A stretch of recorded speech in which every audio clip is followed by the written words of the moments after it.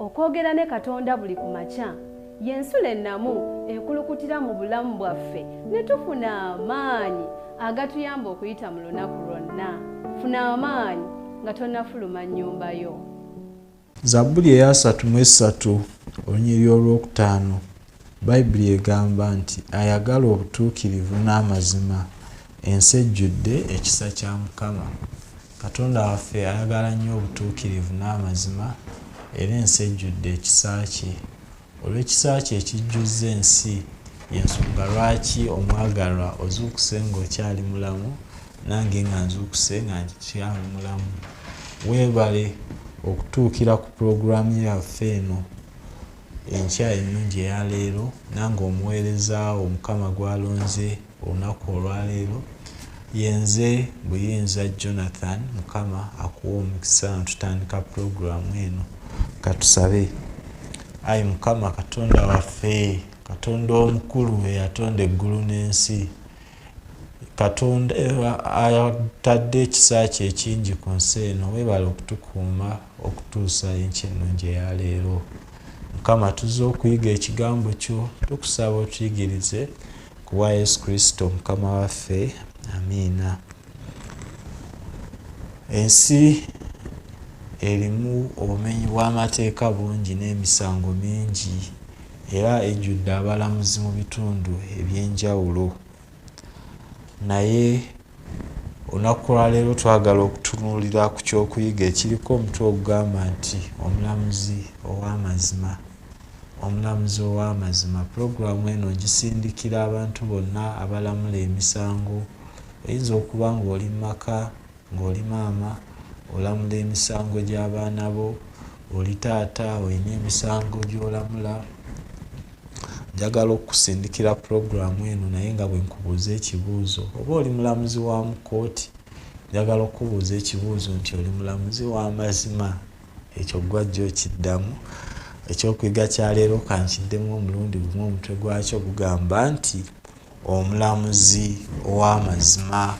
Olunyiriri lwaffe olw'okujjukira luva mu kitabo kyakubikkulirwa essuula 16 olunyiriri olw'omusanvu. Omwagalwa nja kukusaba obikkule wamu nange. Kubikkulirwa essuula 16 olunyiriri olw'omusanvu. Era nga Bayibuli egamba nempulira ekyoto nga kyogera nti weewaawo Mukama Katonda omuyinza w'ebintu byonna gya mazima era gya nsonga emisango gyo. Kanduddemu nempulira ekyoto nga kyogera nti weewaawo Mukama Katonda omuyinza w'ebintu byonna gya mazima era gya nsonga emisango gyo. Ebbanga lyonna abaagalwa okuviira ddala ng'ensi tennatondebwa wabaddewo olutalo olunene wakati wa Katonda ne Sitaani era olutalo olwo lukyagenda mu maaso. Mu lutalo olwo Sitaani alumiriza, weewaawo alumiriza mu bulimba, naye alumiriza nti nno emisango gya Katonda si gya nsonga era alumiriza nti amateeka ga Katonda si ga bwenkanya era tegali mu kusaasira. Naye kino kyalagibwa okubeera nti kya bulimba ku musaalaba e Golgotha. Katonda we yalaga nti alina okusaasira kungi eri abantu be, weewaawo n'eri aboonoonyi. Ye ggwe yandisobodde okuwaayo omwana we n'akubibwa embooko n'akomererwa ku musaalaba n'ayambulibwamu engoye nga tewali nsonga nga tasaasira bantu baafiiririra. Era bamalayika abatukuvu n'ebitonde ebitaayonoona ebiri ebweru wa sseŋŋendo eno byalabira ddala okusaasira kwa Katonda, byalabira ddala ekisa Katonda kyalina eri abantu be. Weekutyo okulimba kwa Sitaani kwe yalinga azze ng'asiga, yatandikanga okusiga mu ggulu mu bamalayika nti Katonda tabasaasira, Katonda si mwenkanya, amateeka ge si ga bwenkanya. Bwe bityo ne kyanjuluzibwa, bamalayika bonna ne bakirabira ddala nti Katonda yali asaasira gwe nange yali asaasira olulyo lw'omuntu era yali asaasira buli kitonde kye, bw'atyo n'atufiiririra. Wabula obulimba buno bugenda kwongera okwanjuluzibwa mu biseera eby'enkomerero okuyita mu misango gya Katonda gy'agenda okusala. We twasomye ku kibonyoobonyo ekyokusatu ekigenda okuweebwa abantu bonna abatatya Katonda. Wakati mu kyo twalabyemu ebigambo ebigamba ku bikkulirwa essuula ya 16 olunyiriri oba ovudde ku lwokuna nti olwokusatu n'afuka ekibya kye ku migga ne mu nsulo z'amazzi ne waba omusaayi. Ne mpulira malayika w'amazzi ng'ayogera nti, gwe mutuukirivu, gwe abaawo era eyabaawo, gwe mutukuvu kubanga wasala omusango bw'otyo. So malayika ono alaga nti nno Katonda yasala emisango gya butuukirivu. We tusomye mu kubikkulirwa essuula 16 olunyiriri lw'omusanvu naye twongedde okulaba ng'ekyoto kyogera nti weewaawo Mukama Katonda omuyinza w'ebintu byonna gya mazima era gya nsonga emisango gyo. Ebigambo bino eby'emirundi ebiri byeyongera okwekkaatiriza, ebigambo bya malayika n'ebigambo ebiva mu kyoto. Ekyoto kino tewali kubuusabuusa kwonna, kyekyoto eky'okwoterezaako obubaane ekisangibwa mu yeekaalu eri mu ggulu era nga bw'oba weekeenenyeza bulungi kyekyoto kino eky'okwoterezaako obubaane kitegeeza essaala z'abatukuvu kuba kabona asinga obutukuvu bwe yabanga mu yeekaalu ng'asabira abantu yayoterezanga obubaane obwo bwongere evvumbe eddungi ku ssaala z'abantu kuba njukira ffe abantu tuli boonoonyi. Kaakati ekyoto ekyo kiraga essaala ez'abatukuvu abattibwa gamba nga John Wycliffe, John Huss n'abalala abattibwa obukulembeze buno obw'ensolo awatali nsonga olw'okuvunaanibwa ekigambo kya Katonda n'olw'okuvunaanibwa okukkiriza amazima. So ebigambo ebyo bwe biva bye tulabye ebigamba nti weewaawo Mukama Katonda omuyinza w'ebintu byonna gya mazima era gya nsonga emisango gyo. Ebigambo ebyo nga bijja kuwulikika mu kiseera ekyo eky'enkomerero, ekiseera ekyo eky'ebibonyoobonyo nga ekyoto weewaawo kyogera nti nno ng'abatukuvu balagiddwa obumativu nga bamalayika abali mu ggulu, ebitonde ebirala ebitaayonoona ebiri ku ziseŋŋendo ez'enjawulo ebiraba mu bujjuvu ebyafaayo by'ensi, ebiraba mu bujjuvu okutulugunyizibwa okutuusibwa ku batukuvu nga kuyita nga Sitaani akuyisa mu bukulembeze obw'ensi, bwe bubigeraageranya bujja labira ddala nga ebibonoobono bino ebituukiddwa ku bantu bya nsonga era bya mazima era bya bwenkanya. Dawudi naye mu luyimba lwe yayogera ku bwenkanya bwa Katonda. W'osoma mu Zabbuli Zabbuli ey'e19 olunyiriri olw'omwenda, abaagalwa munzikirize olwo ndusome. Zabbuli ey'e19 olunyiriri olw'omwenda, Bayibuli eyogera bw'eti ow'Oluganda ali eyo egamba nti entiisa ya Mukama nnungi ya lubeerera emirembe gyonna, emisango gya Mukama gya mazima gya butuukirivu ddala. Ne Dawudi naye akikkaatiriza nti emisango gya Mukama gya mazima gya butuukirivu ddala. Amazima, obutuukirivu n'obwenkanya bwa Katonda byeyongera okweragira mu butonzi bwe era ne byeyongera okweragira mu mateeka ge, era nga Zabbuli weeyongera okutulaga mu luyimba luno. Zabbuli ey'e19 olunyiriri olusooka, Bayibuli egamba nti eggulu lyogera ekitiibwa kya Katonda n'ebbanga libuulira emirimu gy'emikono gye. so ebbanga liraga ekisa, liraga okusaasira kwa Katonda. Omubi Sitaani kwe yali alaga nti tekuliiwo, naye otunuulira ebbanga n'otunuulira empewo ey'obulamu n'otunuulira amazzi amalungi, bannasayansi bagamba Katonda yatuterawo ne ka umbrella mu bbanga ke bayita ozone akaziyiza omusana okutwokya. Ebyo byonna bw'oba obyetegereza olaba okusaasira kwa Katonda n'ekisa kye. Sitaani bye yali awakanya nti tebiriiwo, weewaawo nga yali akimanye nti weebiri. Ate era w'osoma olunyiriri olw'omusanvu mu Zabbuli eno ey'e19 ga nti etteeka lya Mukama lyatuukirira erikomyawo emmeeme, okutegeeza kwa Mukama kunywevu, okuwa abasirusiru amagezi. So obutonde bwa Mukama, ebintu bye yatonda bitulaga obuyinza bwe era bitulaga okusaasira kwe. Ate etteeka lya Mukama lyatuukirira era Mukama byakozesa okulamula ensi. Na ebigambo bye bimu bye biri mu bubaka bw'abamalayika abasatu w'osoma ku bikkulirwa essula ey'e14 olunyiriri olw'omukaaga paka ku lw'e12.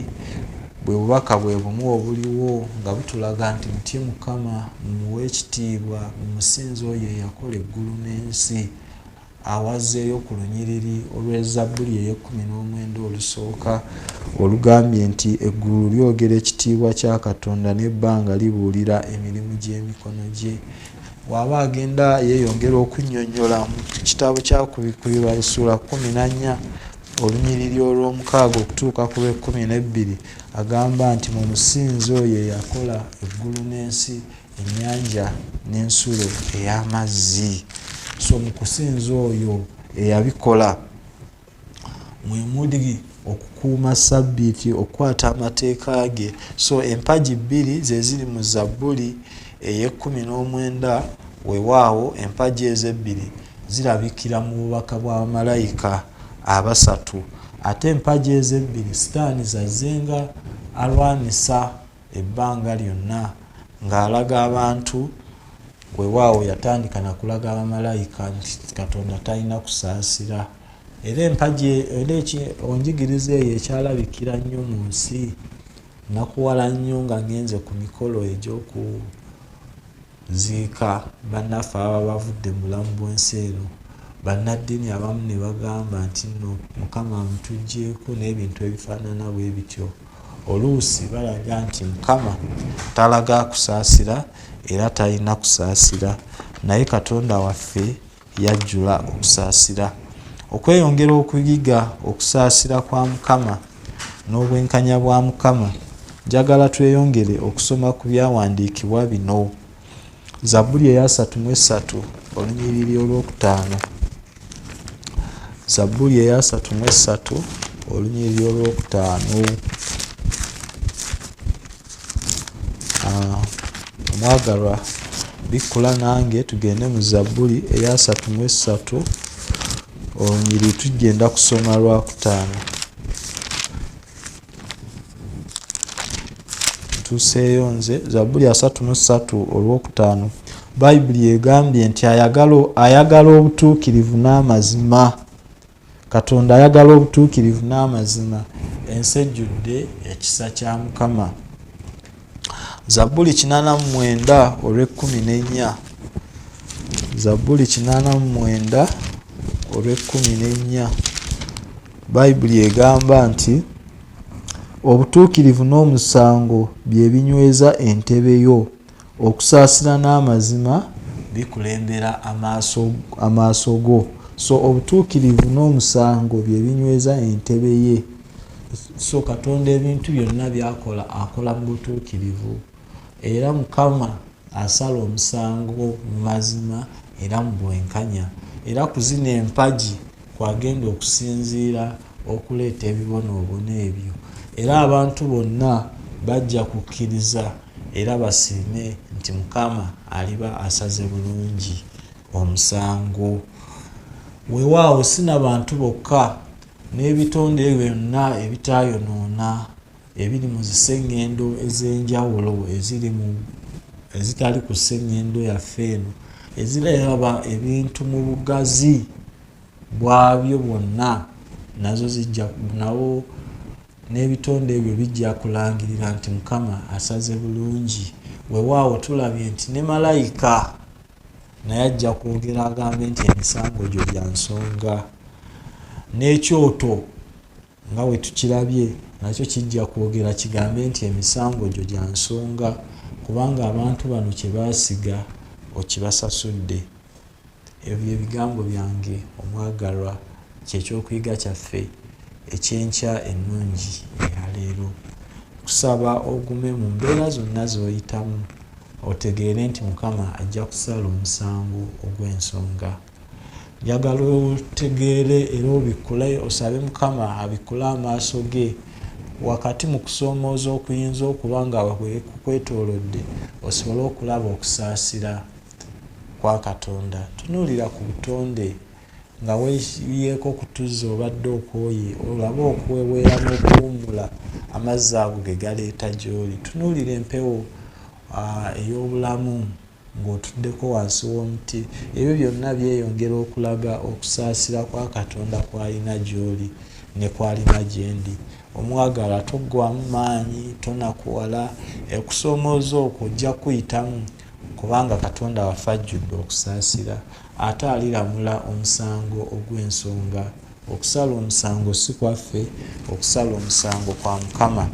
Katusembyeyo olunyiriri lumu olusangibwa mu Yakobo essula 4 olunyiriri olw'12. Nja kusaba ennyiriri ezo weeyongere ozisoma naawe weeyongere okuyiga ku bwenkanya bwa Katonda weewaawo n'okusaasira kwe. Yakobo essula 4 olunyiriri olw'12. Bayibuli kyeva egamba nti eyateeka amateeka era omusazi w'emisango ali omu, oyo ayinza okulokola n'okuzikiriza. Naye ggwe asalira omusango munno gwani?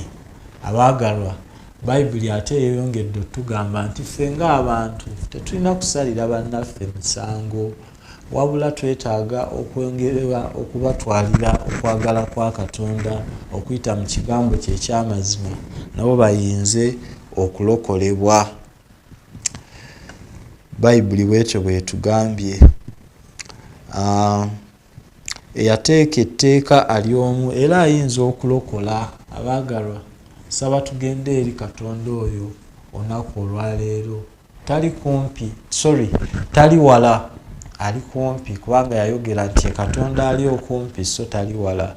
Tugende gy'ali atulokole ku lunaku luli tusobole okusaanira okutuuka mu bwakabaka obw'omu ggulu. Ebibonoobono bino bireme kututuukako, wabula atukuume. Ate yitayo ne munno naye aleme kuzikirira, aleme kutuuka mu bibonoobono bino. Ku bwa Yesu Kristo Mukama waffe, amiina. Katusabe nga tuggalawo ekyokuyiga kino. Ayi Mukama Katonda waffe, Katonda omukulu eyakola eggulu n'ensi, ennyanja n'ensolo zonna ezivaamu amazzi, oweebwe ekitiibwa.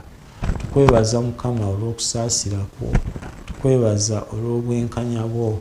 Mukama otugambye nti ggwe muteesi w'amateeka ali omu wekka, amateeka ago agaatuukirira. Mukama n'otusuubiza era n'otukakasa nti osobolera ddala okutulokola. Mukama nange nzija mu maaso go, ebyo ebibadde binkaluubiridde ebinnemye wensobeza mu mateeka ago Mukama ondokolere ddala. Ate si nze nzekka Mukama, n'omulabi ali eyo Mukama, naye omulokole mu ebyo ku lunaku luli olw'ebibonyoobonyo. Mukama ffe tulokolebwe era tukuumibwe. Tuwa amaanyi okutegeeza ku bannaffe nabo Mukama bakolebwe era bakuumibwe ku lunaku luli. Abantu bebisoomooza bye bayitamu Mukama bibayiseemu. Emikisa gyo kagirabisibwe mu bulamu bw'abantu bo ku bwa Yesu Kristo Mukama waffe, amiina. So nze njagala kusiibula na bigambo bino bya kwebaza nga neebaza Mukama Katonda wange nga mugamba nti omulamuzi omuteesi w'amateeka, weebale olw'okutulaga obwenkanya bw'emisango gyo egireetera obutuukirivu egireetera abatuukirivu n'ababi okumatira. Simanyi naye nsaba naawe kubeere okwebazaakwo n'okusiima kwe eri Katonda olunaku olwaleero. Mukama akuwa omukisa buli kimu ky'ogenda okukola, akuyise mu buli kimu ekibadde kikusoomozezza okumala ebbanga ku bwa Yesu Kristo Mukama waffe. Amiina. Okwogera ne Katonda buli ku makya y'ensula ennamu ekulukutira mu bulamu bwaffe ne tufuna amaanyi agatuyamba okuyita mu lunaku lwonna. Funa amaanyi nga tonnafuluma nnyumba yo.